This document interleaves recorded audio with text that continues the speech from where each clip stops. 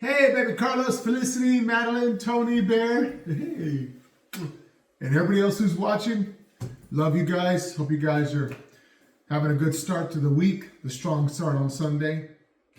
Okay, we're gonna reflect on the gospel for today. Sunday, April 6th, 5th Sunday of Lent. So today's gospel, Jesus says, "Neither do I condemn you." Okay.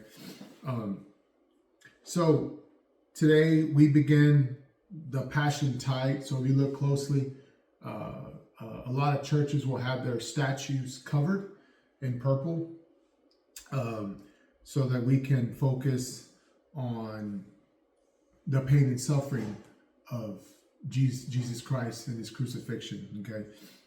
It's the last 2 weeks in the desert, and we really need to kick into high gear, even more prayer, fasting, and almsgiving. And we're human. We may have broken some of our penances, and that's okay. So, which is why we have Passion Tides. When we go to church and we see our statues and the crucifix covered, we can still see the body of Christ and the blood of Christ as the priest consecrates it. So, if you can, cover up your crosses or your statues, and just to remind you that we're getting near the Easter Sunday. Okay.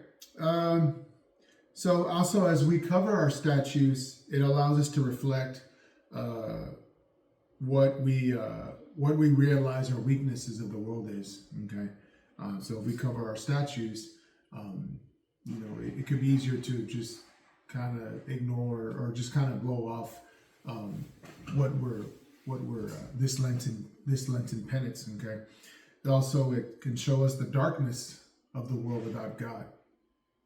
Okay. So God has prepared us for this time, and we need you to continue to practice prayer, fasting, and almsgiving. Okay. So last Sunday, the prodigal son, right, was God's endless mercy. And today's gospel of the adulterous woman, the woman caught in adultery, is putting words into action, right? The Pharisees tried to trap Jesus, and there's actually two traps. So if Jesus were to say, "Yes, stone her," right, then that would be in violation of the Roman law, right? Only Romans could approve an execution of death, so that would have got Jesus in trouble. And then if Jesus said, "No, you don't stone her," that would have been violation of the law of Moses, right? So obviously Jesus bends down and writes something on the ground, and we don't know what he writes, but I'll end with what the Ignatius Bible Press says about that. And so the Pharisees are the ones that are trapped. So the elders, who are the wisest of the Pharisees, walk out first.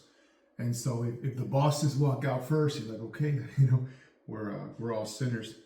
So everybody was in sin. Okay, even if they didn't commit adultery, they were in sin of judging somebody. They were in sin of judgment. Okay. So I do want to close with an excerpt from the Ignatius Bible. It's pretty cool when I read this. So this is talking about, "And once more he bent down and wrote with his finger on the ground." So what Jesus inscribes in the dirt is unknown and probably symbolic.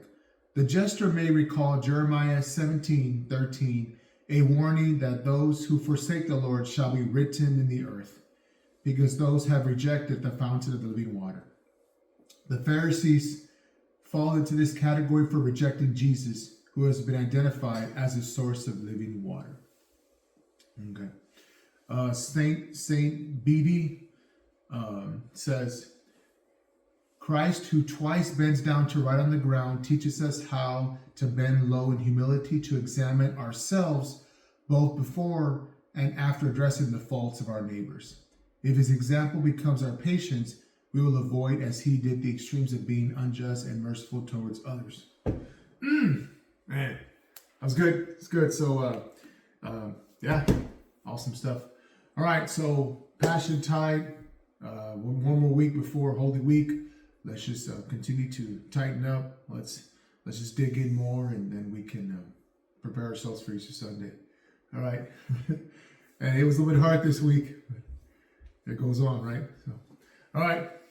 Love you guys. Peace. Good job, Bear.